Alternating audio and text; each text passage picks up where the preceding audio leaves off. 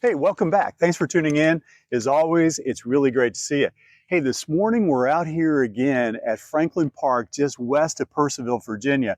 What a gorgeous, kind of an early fall morning to be out here in August, but we really enjoy coming out and seeing these sites. We hope with our encouragement, you're getting out and seeing them as well. Well, as we forecast, as was told this last week, August 17th, was a big change within the real estate industry. And surprisingly enough, Denise, the sky didn't fall. No, I think we're all adjusting really well to it. Yeah. And I think at the end of the day, this is going to turn out so well, not only if you're a home seller, a home buyer, also for agents. And I think for the real estate industry on a whole, it's going to be a positive things yet to come. Yeah, I think we see a lot of benefits to this change. And as we've talked about before, one of the major benefits that we see is just the transparency that will be available to sellers, buyers, and then, agents in general as well. But let's start with the sellers. Yes. The benefit, I think, to the sellers is that they no longer will feel, not that we ever promoted this, but there was kind of a sense in the industry, perhaps, you read that in the press, that sellers were commanded to pay buyer agents, right? Mm-hmm. That the feeling was that if you didn't pay for a buyer agent, that the buyer agent wasn't going to show your property. And secondly, you were kind of mandated as to how much you were going to pay that buyer agent. In today's world now, with some of the removal and the changes and maybe the implementation of some new guidelines, that seller does not have to feel like there's any obligation to pay a buyer agent. Correct. A seller may choose to do that, yes, may choose to pay a buyer agent, but it also means, I think, from the seller standpoint, that they're going to be working with probably professional buyer agents out there. Yes. They may not be paying for these services, but in the interaction, especially when they're working with their agent and communicating with the buyer agent, we're going to find that there's probably going to be more professional buyer agents out there that a seller conduct business with. And I think we believe that's a real positive, a real yes. change in the industry. Yes, for sure. If you're a buyer right now, the other side of that is if you're a buyer right now and you want to know how these changes are going to affect you going forward, be prepared for two things. One, be prepared to sign an agreement with your real estate agent earlier on in the process. That's one change. Yeah.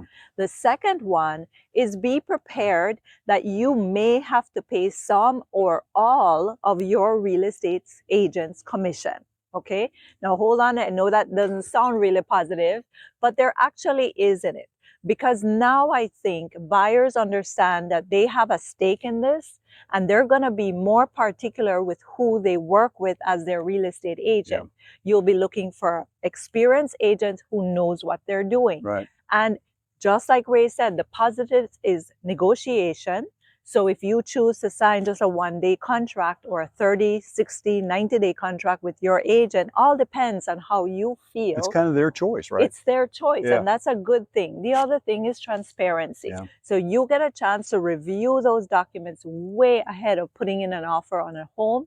You understand what you expect from your agent and how you can work together to get to the end goal. So I think overall, these are positive changes that for everyone involved. Yeah, sure. and I don't think we can say transparency enough. I think from both the seller's perspective as well as the buyer's perspective, compensation has been one of those discussions that we've had for years, right? Mm-hmm. And I think the transparency of who's obtaining what and the fact that it's completely negotiable is going to be very beneficial. The second thing that we continue to see as the advantage here is the professionalism. I think, for years and years and years, as a seller's agent, we've had to really show our value, right? We've had to do through the listing presentations, through the relationship, we've had to really show our value.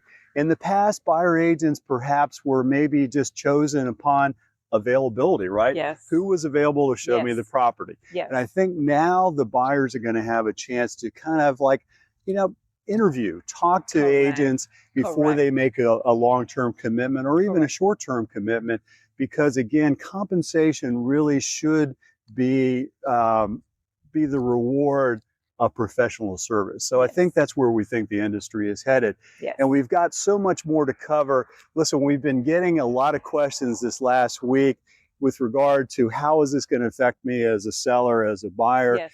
We have other questions and encourage you to send us questions about how we will go forth. We're only like, what, 3 days, 3 or 4 in. days into this at Yes. this And point. as I was going to say, this is the beginning.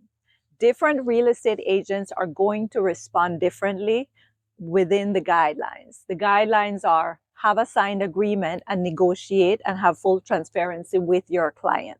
So how it will all pan out, we're not really sure.